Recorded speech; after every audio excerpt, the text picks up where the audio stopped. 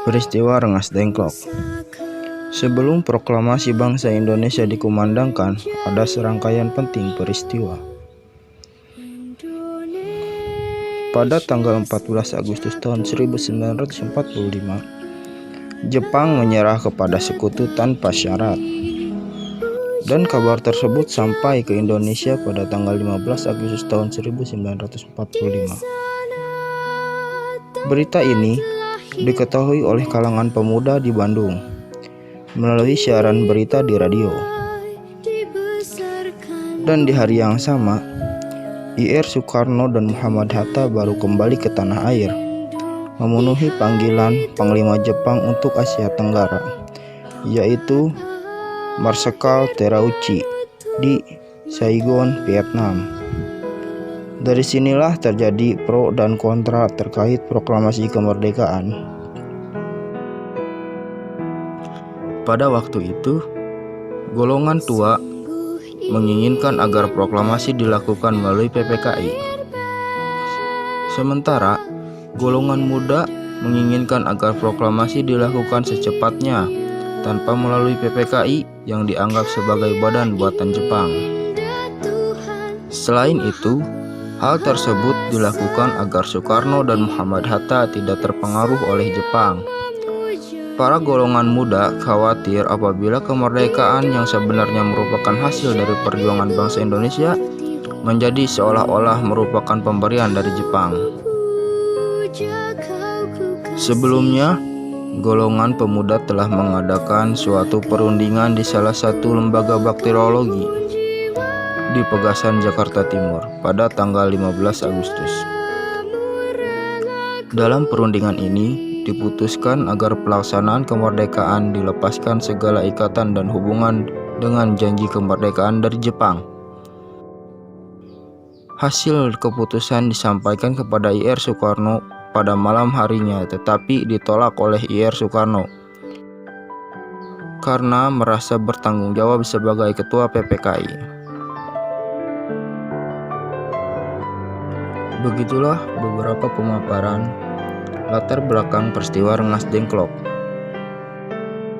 Yang sebenarnya, peristiwa Rengas Dengklok adalah peristiwa penculikan yang dilakukan oleh para pemuda, antara lain Suekarni, Wikana, Adit, dan Khairul Saleh dari perkumpulan Menteng 31 terhadap Soekarno dan Hatta. Peristiwa ini terjadi pada tanggal 16 Agustus tahun 1945 pukul 3 waktu Indonesia bagian Barat.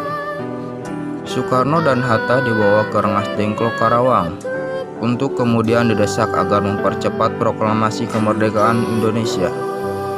Sampai terjadi kesepakatan antara golongan tua dan golongan muda tentang kapan proklamasi akan dilaksanakan, terutama setelah Jepang mengalami kekalahan di Perang Pasifik.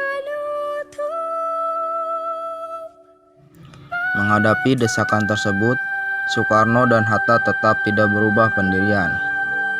Sementara itu, di Jakarta, Khairul dan kawan-kawan telah menyusun rencana untuk merebut kekuasaan. Tetapi, apa yang telah direncanakan tidak berhasil dijalankan, karena tidak semua anggota PETA mendukung rencana tersebut.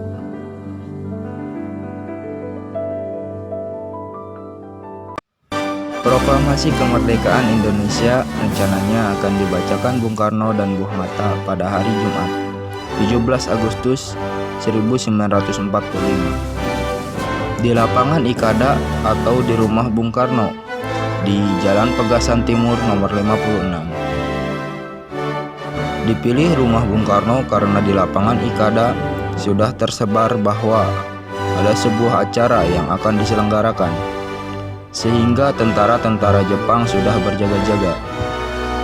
Untuk menghindari kericuhan antara penonton saat terjadi pembacaan teks proklamasi, dipilihlah rumah Soekarno di Jalan Pegasan Timur, nomor 56. Teks proklamasi disusun di Rengas Dengklok, di rumah Jiao Qishong. Bendera merah putih sudah dikibarkan para pejuang di Rengas Dengklok pada Kamis tanggal 16 Agustus sebagai persiapan untuk proklamasi kemerdekaan Indonesia.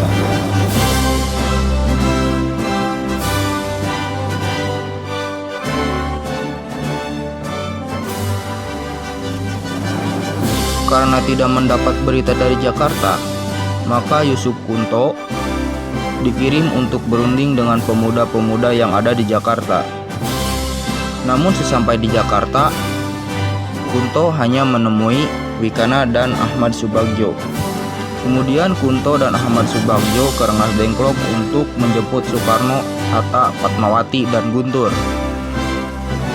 Ahmad Subagjo mengundang Bung Karno dan Hatta berangkat ke Jakarta untuk membacakan proklamasi di Jalan Pegasan Timur nomor 56 pada tanggal 16 tengah malam. Rombongan tersebut sampai di Jakarta.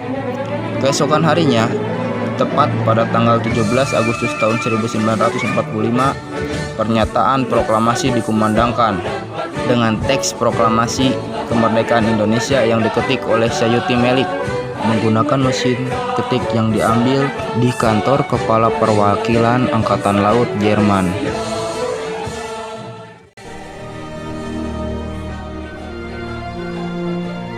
Proklamasi. Kami, bangsa Indonesia, dengan ini menyatakan kemerdekaan Indonesia. Hal-hal yang mengenai pemindahan kekuasaan dan lain-lain diselenggarakan dengan cara saksama dan dalam tempo yang sesingkat-singkatnya. Jakarta, 17 Agustus 1945, atas nama bangsa Indonesia, Soekarno, Hatta.